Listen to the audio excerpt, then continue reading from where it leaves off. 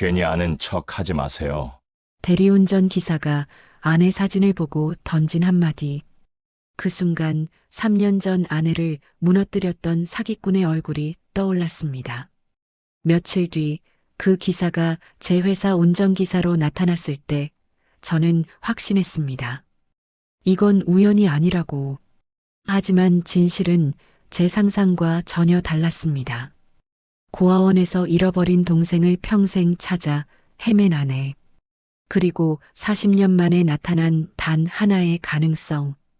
의심과 확인 사이에서 한 가족이 선택한 용기의 이야기. 지금 시작합니다. 박성호는 스스로를 냉정한 사람이라 생각해왔습니다. 사업을 하며 수많은 사람을 만나고 수많은 계약을 맺고 깨뜨리며 살아온 세월이었습니다. 감정을 앞세우는 순간 손해를 본다는 걸 누구보다 잘 알고 있었습니다. 50 중반에 접어든 지금 그는 중견 유통업체의 대표였습니다. 회사는 안정적이었고 직원들은 그를 믿고 따랐습니다. 매출은 해마다 꾸준히 올랐고 거래처와의 관계도 원만했습니다.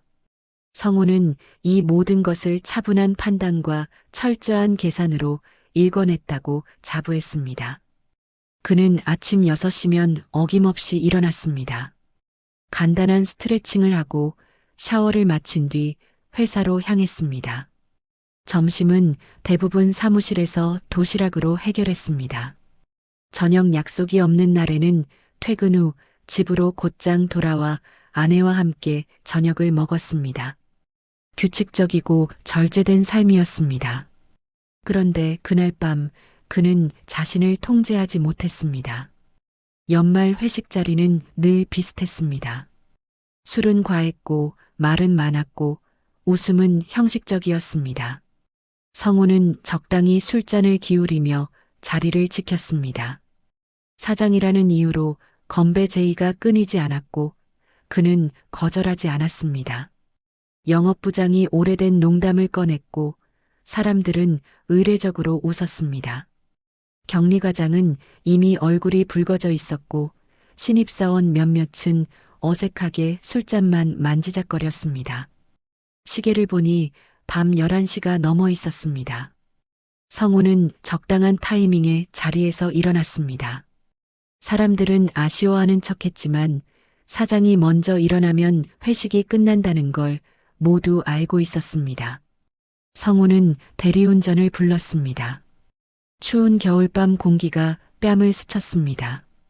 대리운전 기사가 도착했고 성우는 뒷좌석에 올라탔습니다. 차에 올라타자마자 눈을 감았습니다. 이 순간만큼은 아무 생각도 하고 싶지 않았습니다. 조수석 선바이저에 꽂아둔 아내 사진이 가로등 불빛에 어른거렸습니다. 10년 전 제주도에서 찍은 사진이었습니다. 아내는 바람에 머리카락이 날리는 걸 손으로 쓸어 넘기며 웃고 있었습니다. 그날은 날씨가 맑았고 바다는 푸르렀습니다. 돌아오는 비행기 안에서 아내는 성우의 손을 꼭 잡고 있었습니다. 차가 출발했습니다. 엔진 소리가 낮게 울렸고 히터에서 따뜻한 바람이 나왔습니다. 성우는 창밖을 보지 않았습니다. 그저 눈을 감고 머릿속을 비우려 애썼습니다. 그때였습니다. 앞좌석에서 조심스럽게 건너온 한마디가 있었습니다. 사진 속 분이 저희 어머니랑 많이 닮으셨어요. 그 말은 마치 오랫동안 덮어두었던 상자를 갑자기 열어젖힌 것 같았습니다. 성우의 가슴속 깊은 곳에서 묻어두었던 기억들이 한꺼번에 올라왔습니다. 아내 그리고 동생이라는 단어가 머릿속을 스쳤습니다. 3년 전의 일이었습니다. 그때의 목소리, 그때의 얼굴, 그때의 무너짐이 선명하게 되살아났습니다. 성우는 말없이 이를 악물었습니다. 순간적으로 손에 힘이 들어가며 주먹이 쥐어졌습니다. 심장이 빠르게 뛰기 시작했습니다. 숨이 거칠어졌습니다. 그 한마디가 단순한 감상이 아니라는 걸 그는 이미 경험으로 알고 있었습니다. 과거에 너무나도 똑같은 방식으로 시작된 일이 있었습니다. 괜히 아는 척 하지 마세요. 목소리는 차갑게 나왔습니다. 손은 이미 떨리고 있었습니다. 성우는 왜 이렇게까지 화가 나는지 스스로도 명확히 설명할 수 없었습니다. 대리기사는 당황한 표정으로 백미러를 통해 그를 바라봤습니다. 젊은 남자였습니다. 30쯤 되어 보였습니다. 차 안의 공기가 순식간에 얼어붙었습니다. 죄송합니다. 그냥 닮으셨다고 생각해서요. 기사의 목소리는 작아졌습니다. 당혹감과 미안함이 섞여 있었습니다. 성우는 더 이상 대꾸하지 않았습니다. 창밖으로 스쳐 지나가는 가로수를 보며 거친 숨을 내쉬었습니다. 손바닥에는 땀이 배어 있었습니다.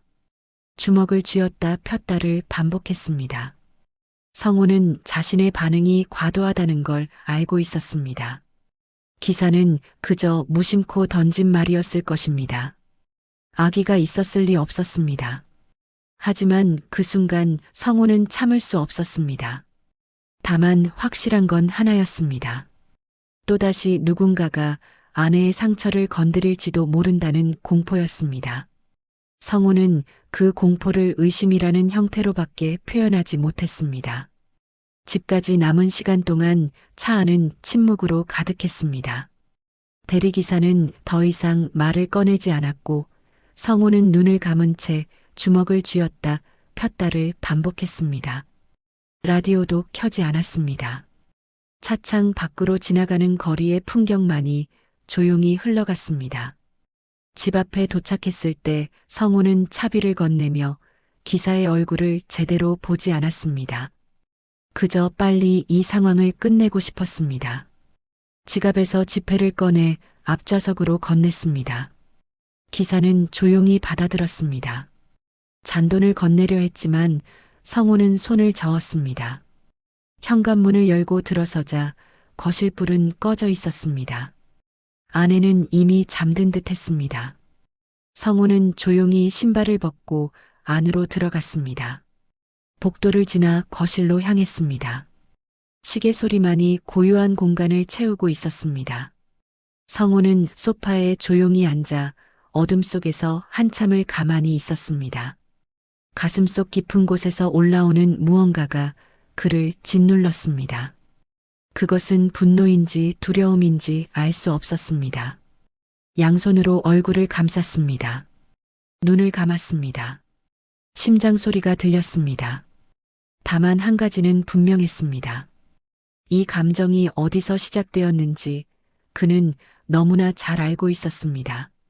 그리고 그것이 아직도 끝나지 않았다는 것도 알고 있었습니다. 3년이 지났지만 그 상처는 여전히 생생했습니다. 아내의 무너진 모습, 며칠간 누워만 있던 모습, 그리고 다시는 동생 이야기를 꺼내지 않게 된 그 순간이 선명했습니다. 성우는 긴 한숨을 내쉬었습니다. 손은 여전히 떨리고 있었습니다. 그는 자신이 무엇을 두려워하는지 알고 있었습니다. 하지만 그 두려움을 어떻게 다뤄야 할지는 몰랐습니다. 성우가 그렇게 날카로워진 데에는 이유가 있었습니다. 아내 정은은 고아원에서 자랐습니다. 1970년대 말 서울 외곽의 한 고아원이었습니다. 아이들 손에 늘 쥐어져 있던 건 스테인리스 식판과 알 수 없는 불안뿐이었습니다. 겨울이면 창문 틈으로 찬바람이 스며들었고 여름이면 아이들은 마룻바닥에 등을 붙이고 잠들었습니다. 담요는 얇았고 난방은 충분하지 않았습니다. 아이들은 서로 몸을 붙이고 자며 추위를 견뎠습니다. 정은은 그곳에서 15살까지 지냈습니다. 학교는 걸어서 30분 거리에 있었습니다. 새 옷을 입어본 적은 거의 없었습니다. 명절이 되면 다른 아이들이 입고 남긴 옷을 물려받았습니다. 그래도 정은은 공부를 잘했습니다. 선생님들은 그런 정은을 기특하게 여겼습니다.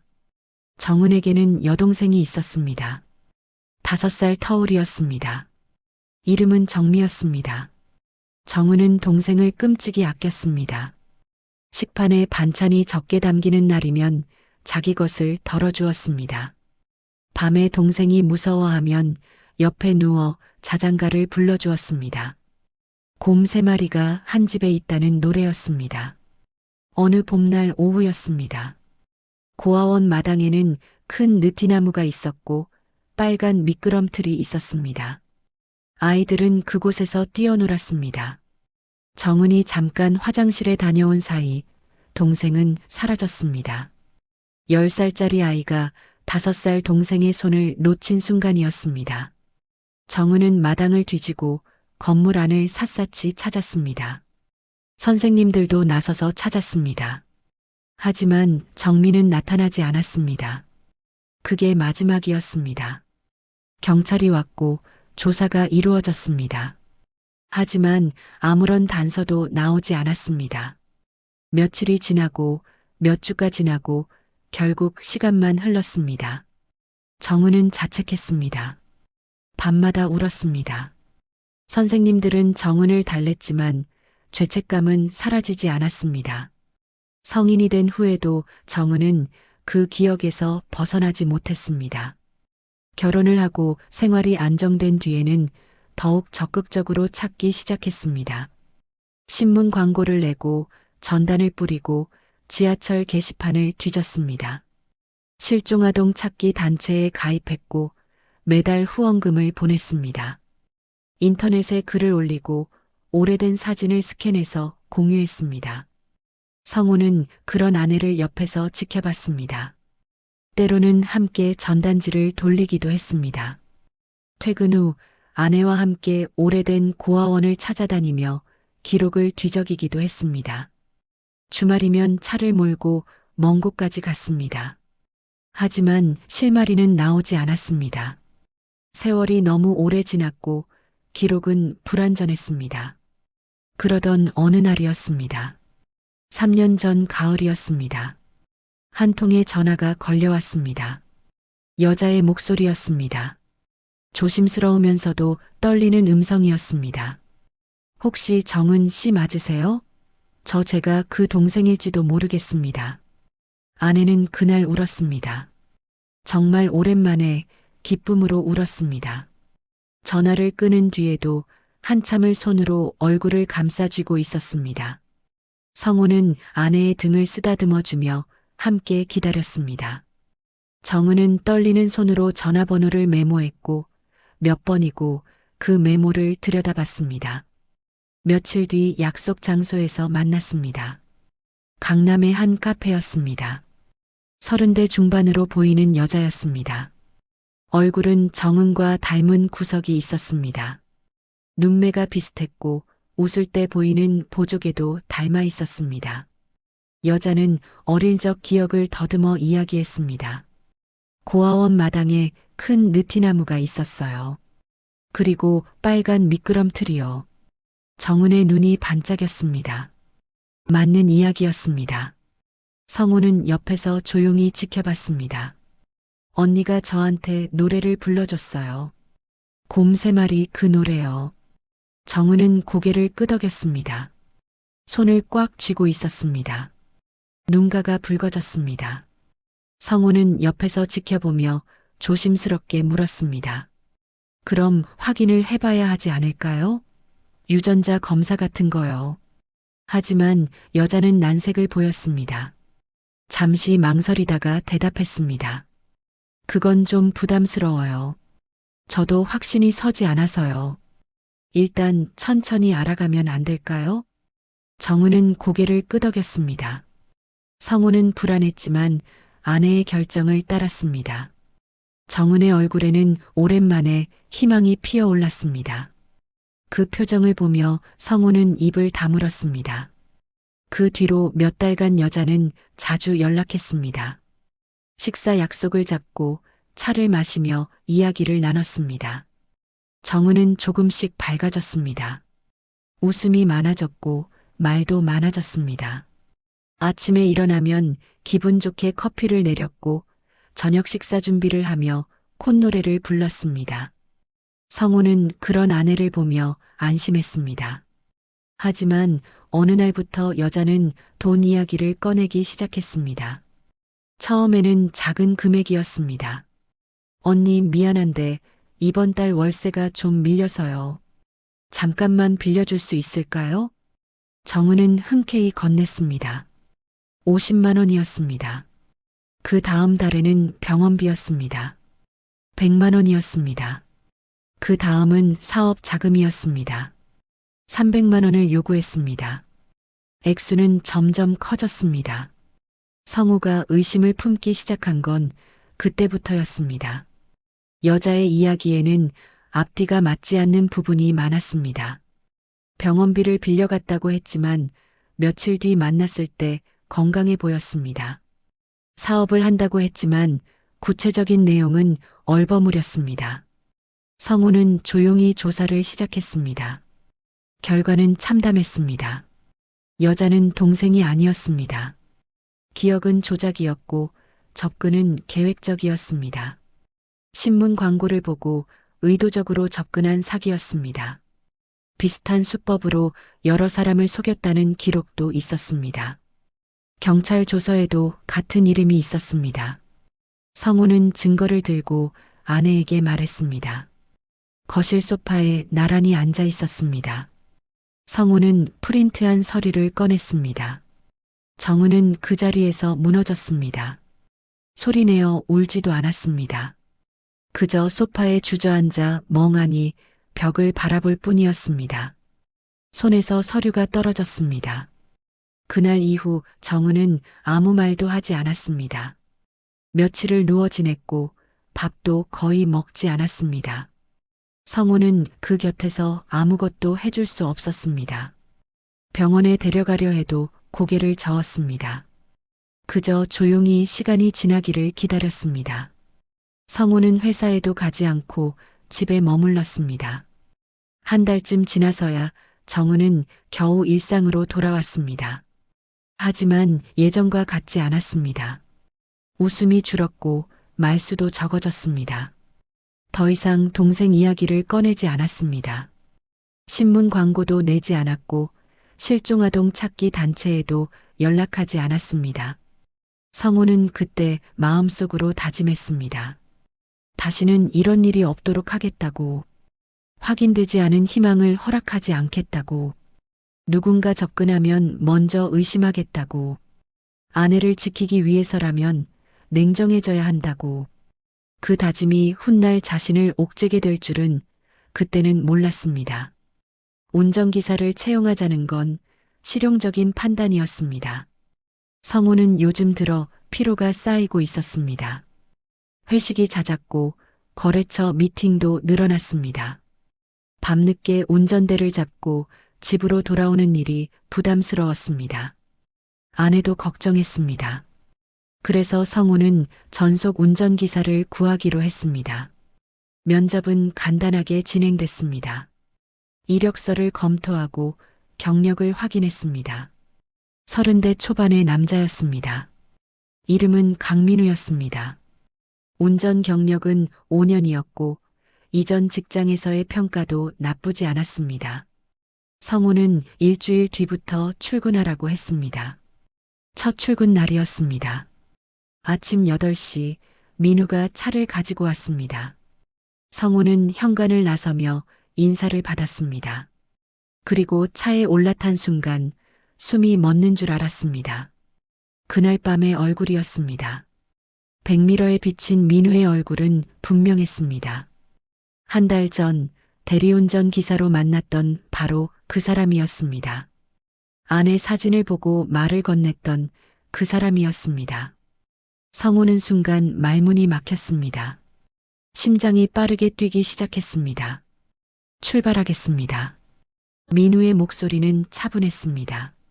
성우는 대답 대신 고개만 끄덕였습니다. 차가 출발했습니다. 성우는 뒷좌석에 앉아 민우의 뒷모습을 바라봤습니다. 손에 땀이 배었습니다. 이건 우연이 아니라고 그는 믿었습니다. 그래야 마음이 편했기 때문입니다. 대리운전으로 한 번 만난 사람이 며칠 뒤 운전기사로 지원한다는 게 말이 되는가. 그것도 아내 사진을 보고 말을 걸었던 사람이. 성우는 머릿속으로 계산을 했습니다. 이건 계획된 접근이라고 그는 확신했습니다. 회사까지 가는 30분 동안 성우는 한마디도 하지 않았습니다. 민우도 침묵을 지켰습니다. 회사에 도착하자 성우는 서둘러 차에서 내렸습니다. 사무실로 들어가 문을 닫았습니다. 책상에 앉아 한참을 생각했습니다. 그날 저녁 퇴근길이었습니다. 민우가 차를 가지고 대기하고 있었습니다. 성우는 차에 올라탔습니다. 출발하자마자 입을 열었습니다. 저번에 대리운전 하셨죠? 민우는 잠시 침묵했습니다.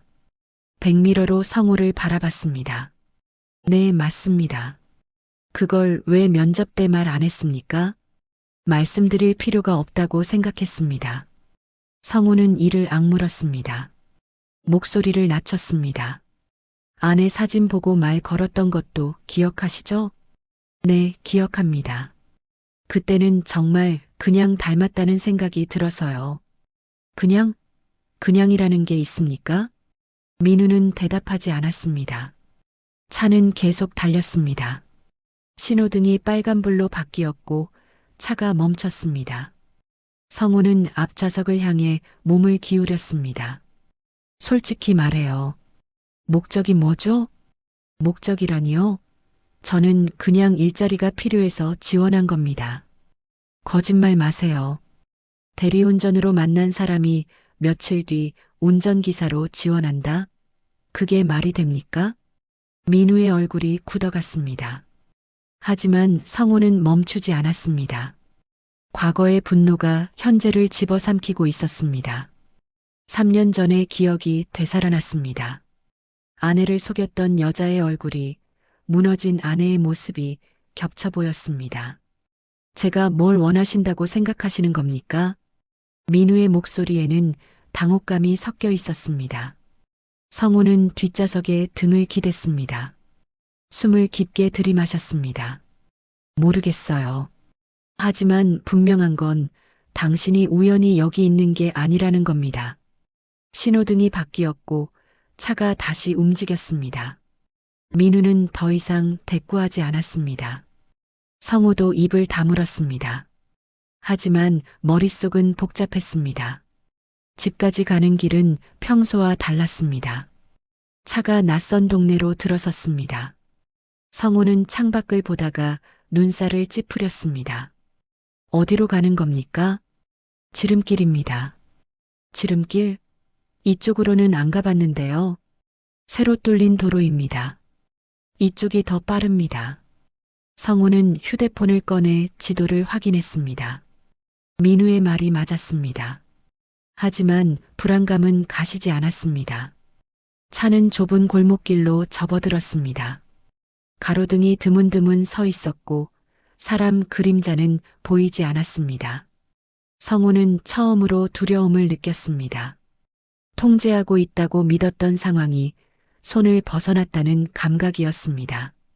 그는 조용히 주머니에서 휴대폰을 꺼냈습니다. 아내의 번호를 찾아놓았습니다. 언제든 전화할 수 있게. 왜 이렇게 조용한 길로 오는 겁니까? 곧 큰 길로 나갑니다. 민우의 목소리는 여전히 차분했습니다. 하지만 성우의 불안은 커져만 갔습니다. 그는 자신이 지금 무엇을 하고 있는지 알 수 없었습니다. 의심이 확신이 되고 확신이 공포가 되어가고 있었습니다. 몇 분 뒤 차는 큰 길로 나왔습니다. 민우의 말대로였습니다. 익숙한 풍경이 나타났고 성우는 긴장을 풀었습니다. 하지만 마음속 깊은 곳의 불안은 사라지지 않았습니다. 집 앞에 도착했을 때 성우는 차에서 내리며 민우를 바라봤습니다. 민우는 고개를 숙였습니다. 내일부터는 평소 길로만 다니세요. 알겠습니다. 성우는 현관으로 걸어갔습니다. 뒤돌아보니 민우는 여전히 차 안에 앉아 있었습니다. 성우는 문을 열고 안으로 들어갔습니다. 거실에는 아내가 앉아 있었습니다. 텔레비전을 보고 있었습니다.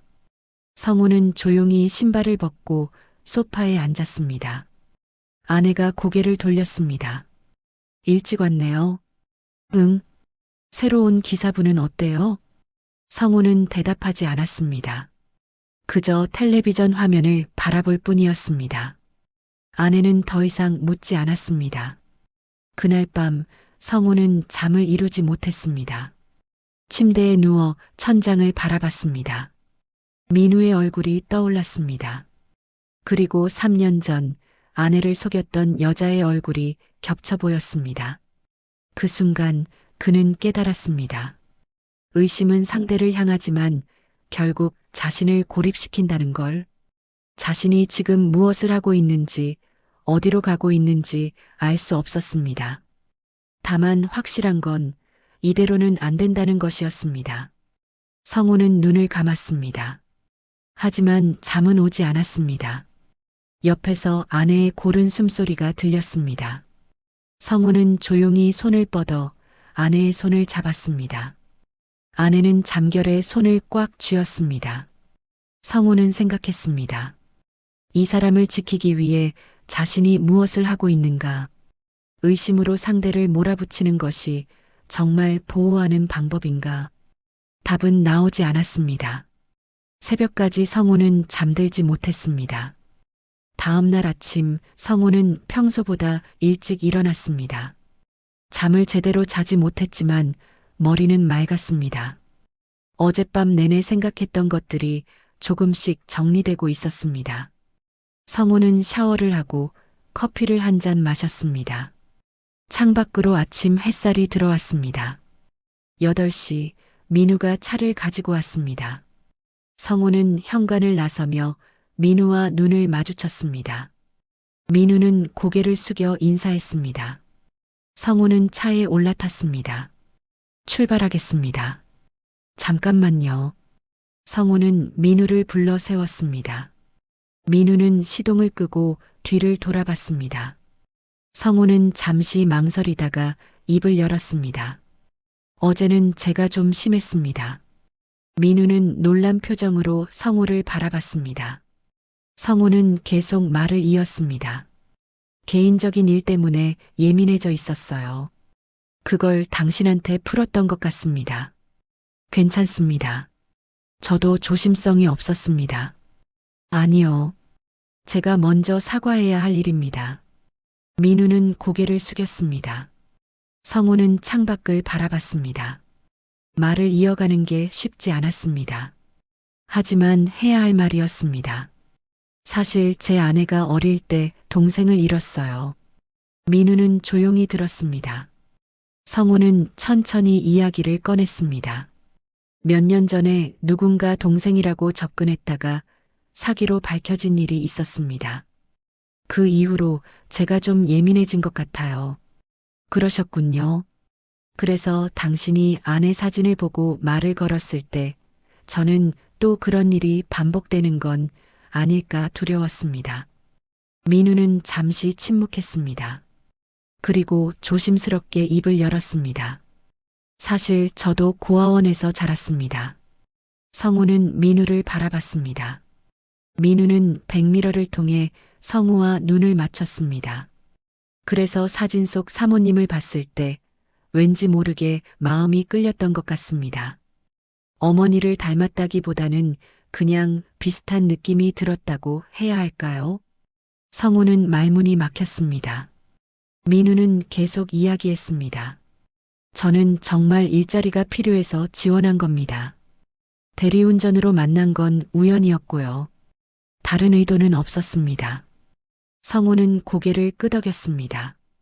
가슴 한쪽이 무거워졌습니다. 자신이 얼마나 편협하게 생각했는지 깨달았습니다. 알겠습니다. 오해했습니다. 괜찮습니다. 출발하시죠. 차가 움직이기 시작했습니다. 성우는 뒷좌석에 앉아 창밖을 바라봤습니다. 마음이 조금 가벼워진 것 같았습니다. 그날 저녁 집에 돌아온 성우는 아내에게 민우의 이야기를 들려주었습니다. 정은은 조용히 듣고 있었습니다. 이야기를 다 듣고 나서 정은은 잠시 생각에 잠겼습니다. 그분도 고아원에서 자랐다고요? 네. 어느 고아원인지 물어보셨어요? 아니요. 그건 못 물어봤어요. 정은은 고개를 끄덕였습니다.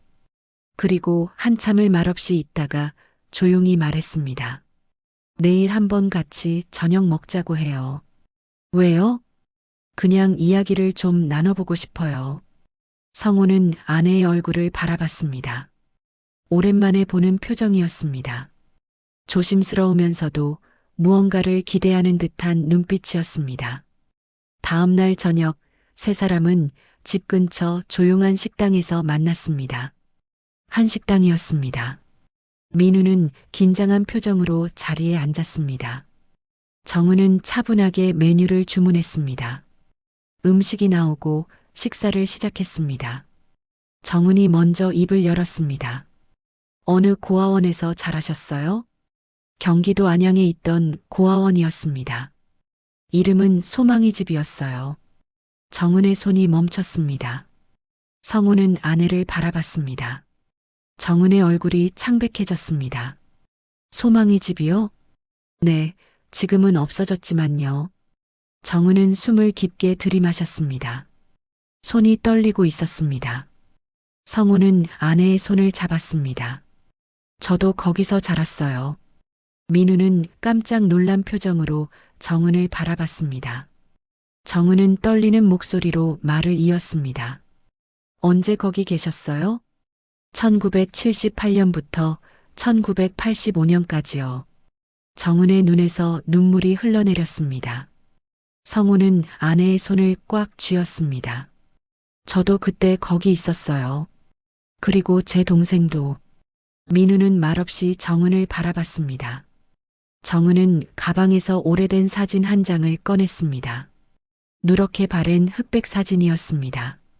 어린 두 아이가 찍혀 있었습니다. 이게 저와 제 동생이에요. 민우는 사진을 받아들었습니다. 한참을 들여다봤습니다. 그리고 천천히 고개를 들었습니다. 혹시 입양 간 거 아니세요? 정은은 고개를 저었습니다. 아니에요. 잃어버렸어요. 어느 날 갑자기 사라졌어요. 민우는 침묵했습니다. 정은은 계속 말했습니다. 동생 이름은 정미였어요. 1973년생이고 왼쪽 팔꿈치에 작은 화상 자국이 있었어요. 민우의 얼굴이 굳어졌습니다. 천천히 왼쪽 팔을 걷어 올렸습니다. 팔꿈치에 희미한 자국이 있었습니다. 저는 제 본명을 몰라요. 고아원 기록에도 없었어요.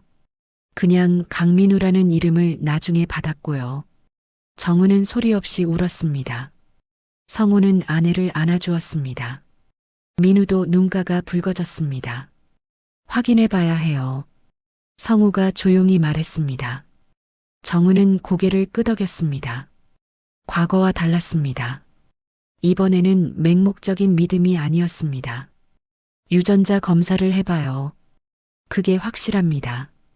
민우도 고개를 끄덕였습니다. 네, 그렇게 하겠습니다.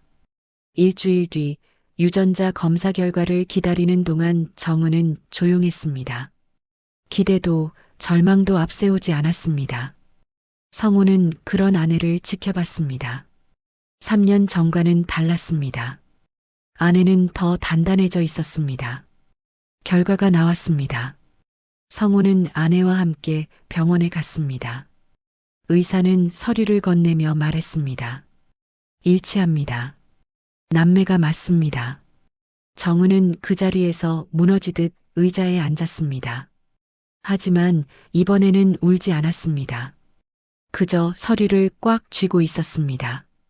성우는 아내의 어깨를 안았습니다. 그 종이 한 장은 잃어버린 시간을 되돌려주지는 못했습니다. 하지만 앞으로의 시간을 다시 시작하게 해주었습니다.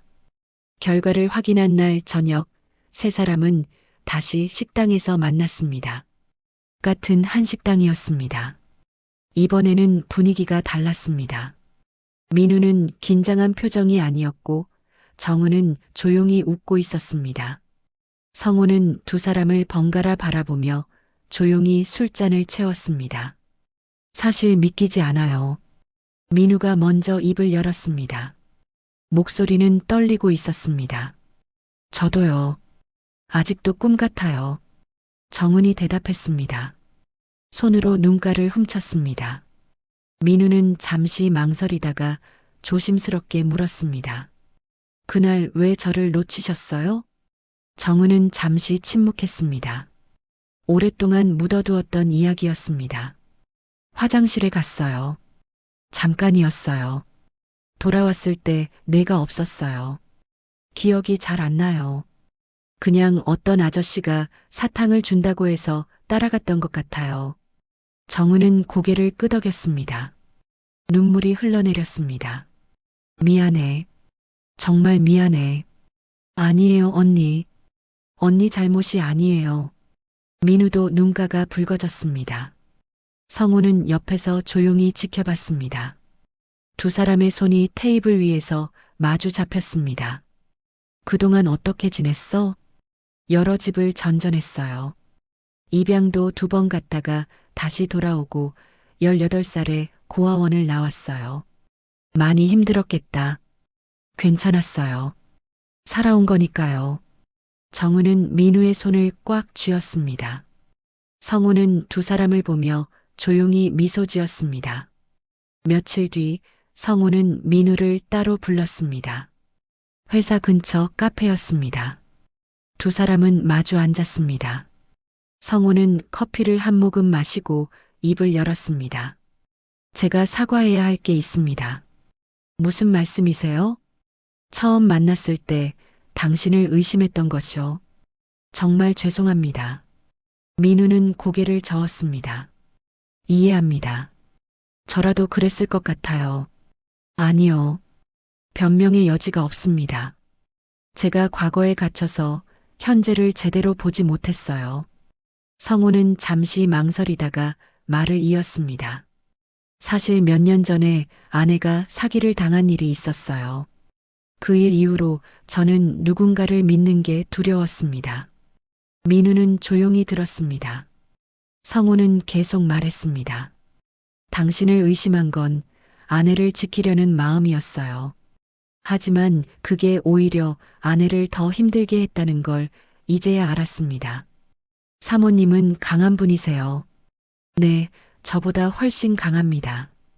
두 사람은 잠시 침묵했습니다. 성우가 다시 입을 열었습니다. 운전기사는 그만두셔도 됩니다. 민우는 놀란 표정으로 성우를 바라봤습니다. 왜요? 제가 잘못한 게 있나요? 아니요. 오해하지 마세요. 당신은 이제 가족이니까요. 가족에게 이런 일을 시킬 순 없습니다. 민우의 눈가가 붉어졌습니다. 고개를 숙였습니다. 감사합니다. 하지만 계속 일하고 싶어요. 왜요? 일이 필요해요.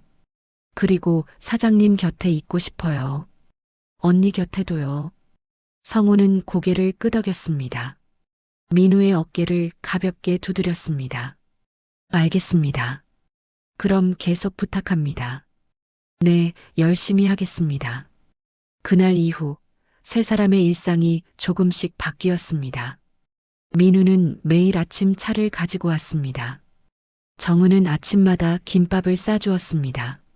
민우는 처음에는 부담스러워했지만 정은이 웃으며 건네면 받아들었습니다. 성우는 그 모습을 보며 조용히 미소 지었습니다. 주말이면 세 사람은 함께 시간을 보냈습니다.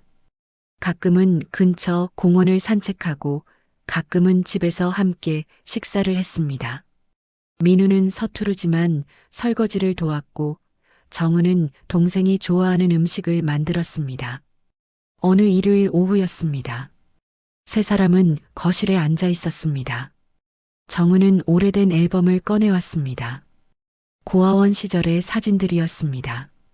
민우는 한 장 한 장 넘기며 들여다봤습니다. 이게 나인가? 응, 내가 5살 때야. 정말 작았네요. 정은은 웃으며 고개를 끄덕였습니다. 성우는 옆에서 지켜보며 따뜻한 차를 한 모금 마셨습니다. 언니, 그때 저한테 노래 불러주셨던 거 기억나세요? 응, 곰 3마리. 지금도 가끔 흥얼거려요. 그 노래. 정은의 눈가가 붉어졌습니다. 민우는 조심스럽게 누나의 손을 잡았습니다. 다시 만나게 해주셔서 고맙습니다. 나도 고마워. 성우는 두 사람을 보며 조용히 자리를 비켰습니다. 부엌으로 가서 물을 한 잔 마셨습니다. 창밖으로 햇살이 들어왔습니다. 성우는 뒤늦게 깨달았습니다. 자신이 그동안 얼마나 잘못된 방식으로 아내를 지키려 했는지를. 의심은 아무도 지킬 수 없었습니다. 오히려 사람을 멀어지게 만들었습니다. 그는 이제 알았습니다. 가족은 태어나는 게 아니라 책임지는 순간부터 시작된다는 것을. 민우는 혈연으로 이어진 가족이었지만 진짜 가족이 되기 위해서는 시간과 노력이 필요했습니다. 그리고 그 과정을 함께 걸어가는 것이 중요했습니다. 확인과 기다림, 그리고 감당하려는 마음이 필요했습니다. 몇 달이 지났습니다. 민우는 여전히 성우의 운전기사로 일했습니다. 하지만 관계는 달라졌습니다. 더 이상 고용주와 직원이 아니었습니다. 가족이었습니다. 어느 저녁 성우는 퇴근길에 민우에게 물었습니다. 요즘 어때요? 좋습니다. 정말 좋아요. 다행이네요. 사장님, 아니 형님. 민우가 조심스럽게 말했습니다. 성우는 백미러를 통해 민우를 바라봤습니다. 제가 형님이라고 불러도 될까요? 성우는 잠시 침묵했습니다. 그리고 조용히 웃으며 대답했습니다. 그러세요. 이제 가족이니까요. 민우는 환하게 웃었습니다. 성우도 따라 웃었습니다. 그날 밤 성우는 아내와 함께 소파에 앉아 있었습니다. 텔레비전은 켜져 있었지만 두 사람은 화면을 보지 않았습니다. 정은은 성우의 어깨에 머리를 기댔습니다. 고마워요. 왜요? 민우를 받아준 것. 당연한 일이었어요. 정은은 성우의 손을 잡았습니다. 성우는 아내의 손을 꽉 쥐었습니다. 당신이 행복해서 저도 행복해요. 저도요. 두 사람은 말없이 앉아 있었습니다. 창밖으로 달빛이 들어왔습니다. 고요한 밤이었습니다. 성우는 그날 이후 조금 느려졌습니다. 판단도 느려졌고 결정도 느려졌습니다. 하지만 그만큼 사람을 놓치지 않게 되었습니다. 의심보다 확인을, 두려움보다 용기를 선택하게 되었습니다. 회사에서도 변화가 있었습니다. 직원들과의 대화가 많아졌고 경청하는 시간이 길어졌습니다. 급하게 결론을 내리기보다 충분히 생각하고 결정했습니다. 그리고 그 변화가 그의 인생에서 가장 큰 성공이었습니다. 가족은 다시 만들어졌습니다. 잃어버린 시간은 돌아오지 않았지만 앞으로의 시간은 함께할 수 있었습니다. 그것으로 충분했습니다. 어느 주말 오후 세 사람은 함께 근처 공원을 걸었습니다. 정은과 민우는 앞서 걸었고 성우는 뒤에서 천천히 따라갔습니다. 두 사람의 웃음소리가 들렸습니다. 성우는 그 소리를 들으며 조용히 미소 지었습니다. 햇살이 따뜻했습니다. 바람이 부드러웠습니다. 앞으로 갈 길은 아직 멀었지만 함께 걸어갈 사람들이 있었습니다. 그것만으로도 충분했습니다. 오늘 이야기 끝까지 들어주셔서 감사합니다. 영상이 마음에 남으셨다면 구독과 좋아요로 응원해주세요.